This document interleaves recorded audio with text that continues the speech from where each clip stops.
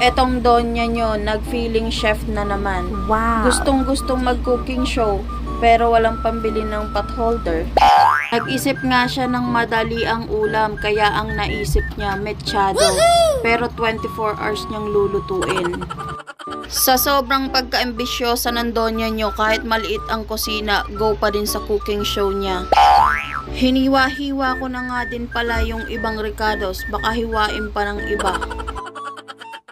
Aalis muna nga ang donyo para kumuha ng buko, kaya pinasabay ko na sa laundry shop yung ibang labahin dahil sinumpong na naman ng katamaran ang donya nyo.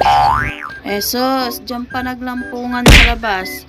Iniinggit nyo ba yung ibang taong dumadaan?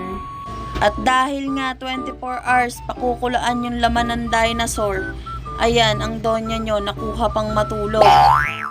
Paggising mo talaga donya, nakremate na yung niluluto mo.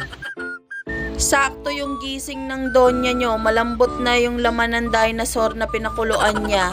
Nilagay na din niya yung ibang pampalasa na magpapasarap sa niluluto niya. Hindi malaman ng donya nyo kung mechado ba talaga to o menudong walang atay ang niluto niya. Sakto ang uwi ng donyo, luto na yung ulam. Malakas talaga ang radar nito. O, kain na tayo, baka maubusan pa ako ng niluto ko.